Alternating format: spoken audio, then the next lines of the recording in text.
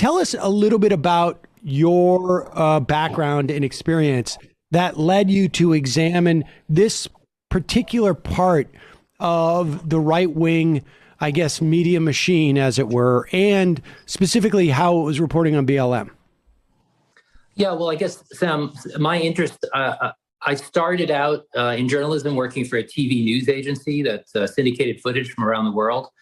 And so I've always been interested. That it was at one time my job to know where footage came from for commercial reasons. But it was always interesting to me the strange ways that witnesses to news events, who often were not journalists, would come up with sometimes the best footage. But then other interested parties in events would sometimes produce compelling footage that would go out on news broadcasts with no one paying attention to it. The first time I became aware of this was I was working in the 90s in a TV newsroom in London, and we got some footage of some fighting in South Lebanon.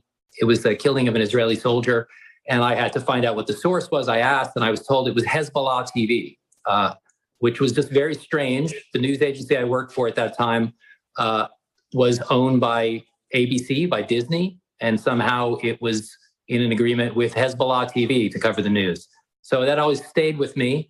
And when I got into print journalism, I started as a fact checker. So my job very much was to, verify things that people had already reported, but to look for errors, to pull at loose ends. And then when I started being a news blogger for the New York Times, I ran the lead blog. A lot of what I was doing was sifting through social media and trying to find out what was real and what wasn't. And particularly when we came to the Iran protests, to the Arab Spring, looking at video from protests and trying to understand, first of all, that we weren't being duped, that it really happened in these places. And secondly, to try and understand who shot it and what that might mean about what it showed. So the famous video of Neda Agha Sultan, the protester in Iran who was killed in 2009 and was captured by two cameras at different points. Who were those people, trying to understand that? And I found over the years doing that, I looked at video of the Occupy movement also, that often when you scratch the surface, you find kind of interesting things that wouldn't, you ordinarily, it's not just about fact checking. You find out other things about the world and about news and about what's happening.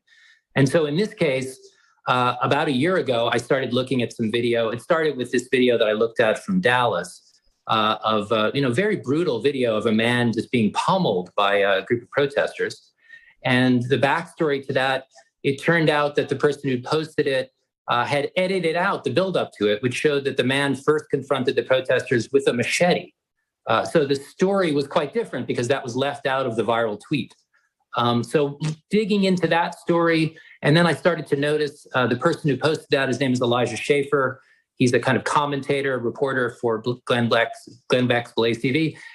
Digging into that stuff, I started to realize that a lot of the viral video that we saw from the protests of these kind of extraordinary acts of violence that would happen sometimes on the fringes of protests or away from protests, a lot of it was shot by a kind of relatively small group of mostly young field reporters for conservative news websites. And so they would film this stuff and then it would end up on Fox TV. And I just sort of, started to look at where this material came from and how it was used to sort of create, I think, a distorted picture of the BLM protest movements. Well, I mean, it's interesting. There's an interesting dynamic, and particularly even more so, although, you obviously started this back in the 90s, now that the technology for A, capturing and B, disseminating video has radically changed. Really, I mean, it really started in the late aughts, right? Occupy was, in my estimation, really, I mean, I'm sure it happened before that, but that was one of the first times where we had people going out there with like multiple 5G stuff and live streaming, marches that were happening, police assaults that were happening, and the camera phone has become more ubiquitous, obviously, since then. We're talking now, that was 10 years ago. And the interesting thing about video, as opposed to, let's say, a written account of what's going on in a protest, is that there's no signature on the video. There's no byline. I mean, there probably should be, but there's no byline, right? I mean, so if you are a reporter covering a protest, if there's any discrepancies, or you have a history of retelling a situation that later turned out to be inaccurate, there's at least a mechanism for people to know, I need to be skeptical of Robert Mackey, or I can trust Robert Mackey because it's signed. But if it's not signed by video, this is it seems to me like a fairly new challenge to genuine journalism outlets. It is, absolutely. I mean, that's where, to some extent, even on the internet, my first take on this when I first started looking at things now, a decade ago, was that there's a way in which reputation matters, even when people are using anonymous handles and they're protesters out in the streets. And, that same year, to me, 2011, the Arab Spring and then the Occupy movement, you saw this moving around the world and these new phenomenon developing. And I could see that, there were people who posted video from Tahrir Square who were basically just as careful and ethical about what they shared as any professional journalist, even though they were activists.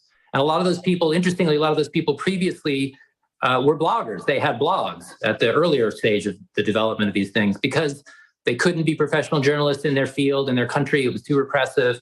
But you found the people who were careful. And then you also found people who were careless. And there were people who were willing to put stuff up saying that a protest had happened on a certain day when it was old footage for political reasons, because they wanted to drive the narrative that things were going on and things were happening.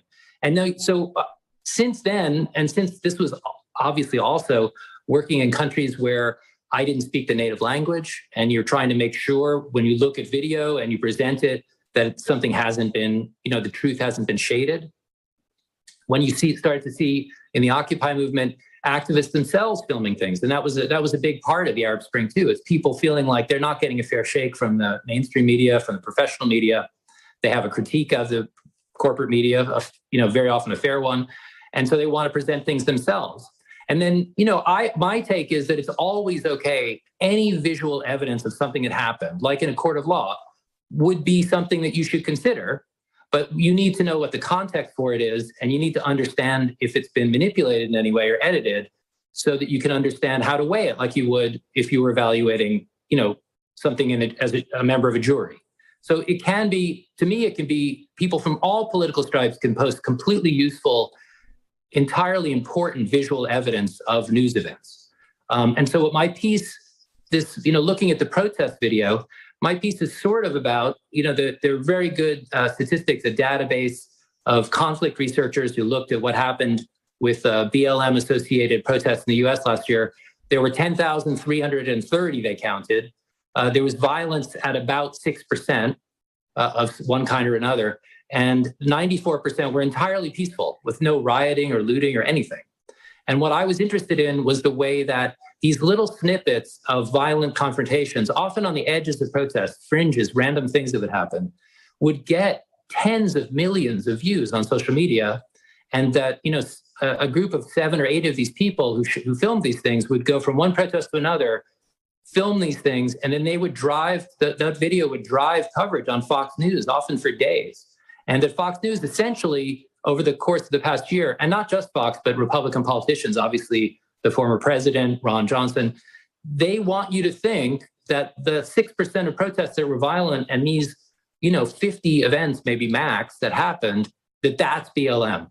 And they totally ignore the 94%, the rest of what happened. I bet you the fact that 94% of the 10,000 some odd BLM protests were completely peaceful, and that we're talking only about 6% of protests that were not. And even within the context of that, I imagine you have a similar dynamic where 94% of the people and of the protest itself, to the extent that you can measure that, are also being peaceful. And you have a 6% very marginal group of people. This is, in contrast to say, let's say, I don't know, I mean, melees and fracases that we see in other situations. But I think that is surprising to people. So it's been the agenda, if it was to paint BLM, and we hear it every day in Congress, right? I mean, we're even seeing it in the context of the January 6th commission,